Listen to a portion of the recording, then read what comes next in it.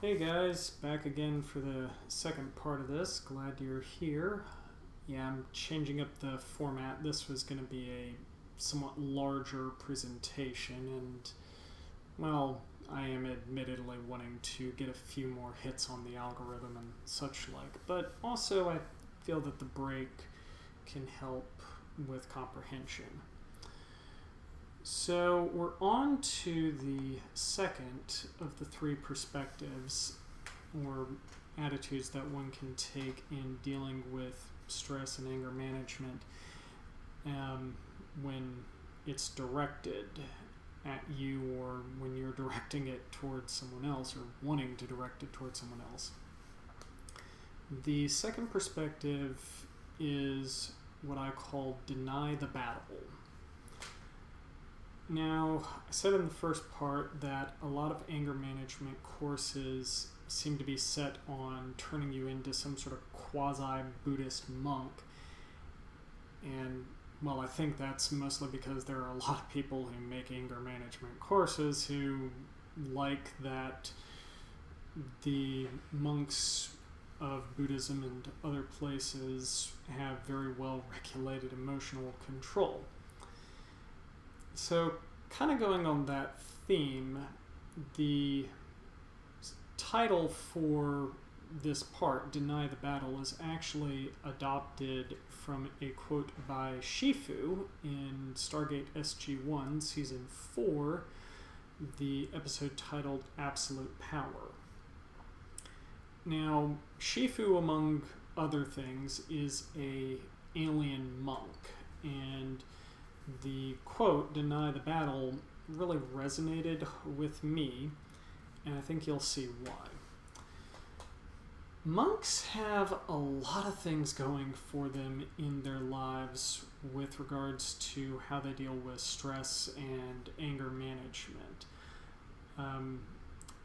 Their diet is suited to work well with their bodies, so physiologically they have fewer reasons to be stressed. They have a very regular schedule and exercise built into that. They don't have to deal with traffic, loud noises, constant news scandals, and practically everyone they interact with regularly has a near identical background to them.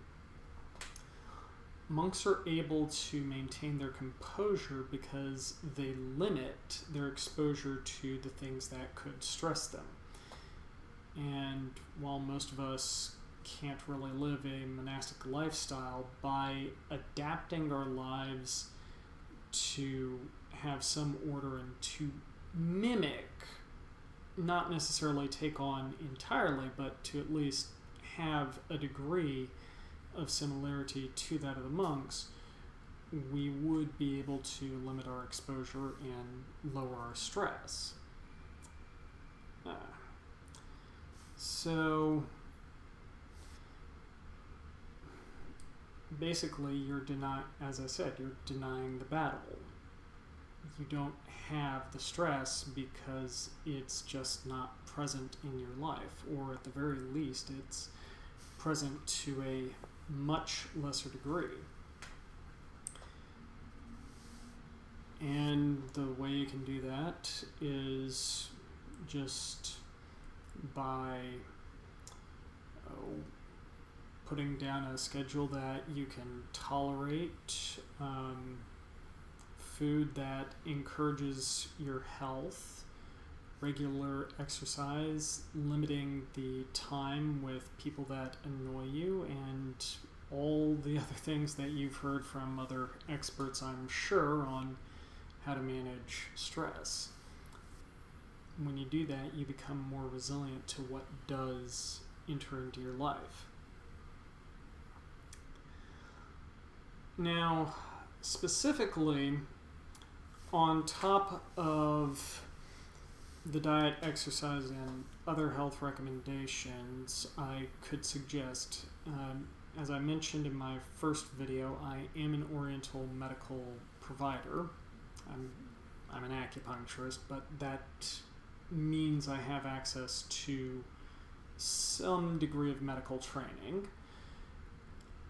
And so what I would recommend for dealing with stress on top of diet and exercise and that sort of thing is be aware of the media you consume. The songs you listen to, the news you follow, the shows you watch, are they encouraging emotional states that you're happy with? In the past year, I went through my playlist and I deleted a number of songs that stirred up more discontent or negative excitement because I'm going to feel that stuff anyway, just living in the country I live in.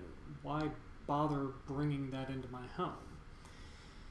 And yeah, it's good to keep yourself informed about what's going on in the world, but some of the people I know seem to read stories simply to find reasons to argue, and often they're going after issues that aren't going to affect them really.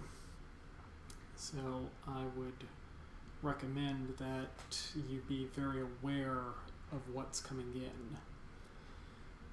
Now, something else that monks do a lot of is meditate, and this generally involves a controlled breathing process. Qigong's an example of that. You'll find a couple other examples in martial arts. I personally make use of an abbreviated form of the Wim Hof breathing method when I'm doing a cool down from a workout.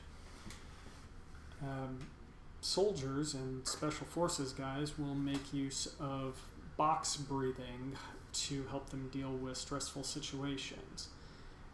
And the reason I bring this up is because, as I said in the first video, emotions are an involuntary process. Now, Paul Ekman, who's done a great amount of work on studying how emotions are expressed, stated in his book Emotional Awareness that he thinks the reason that the monks are able to regulate their emotions so well, or at least one of them, is because they spend a lot of time practicing their breathing.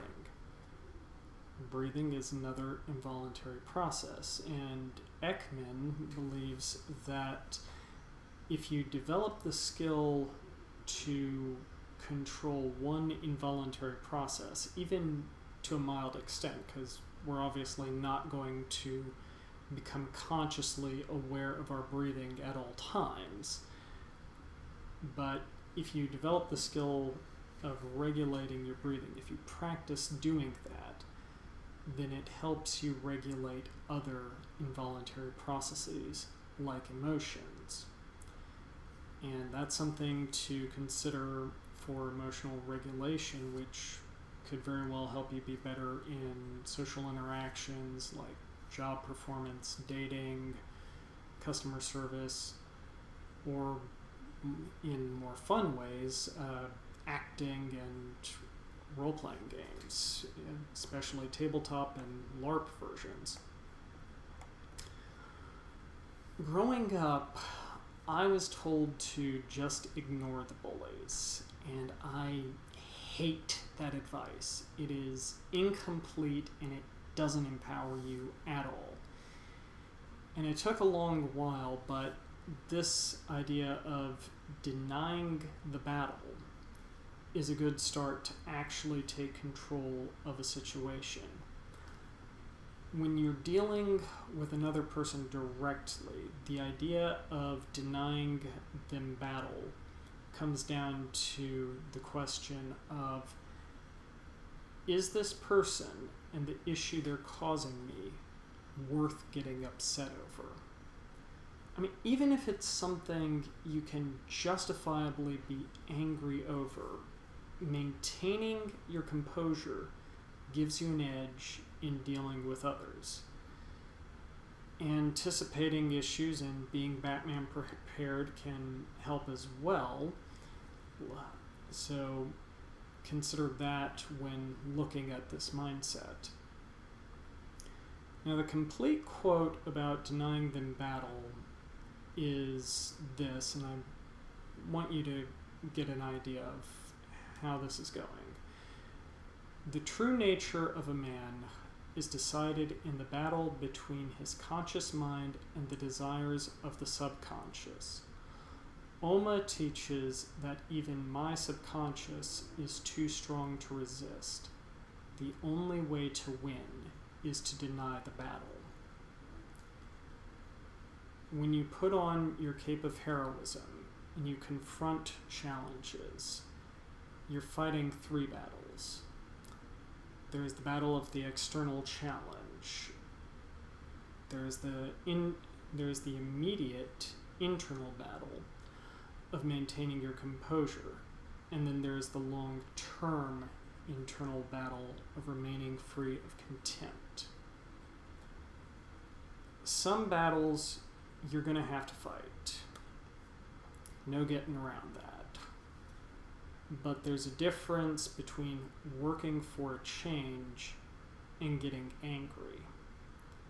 Some things are going to make you angry, and you will be completely justified in being angry.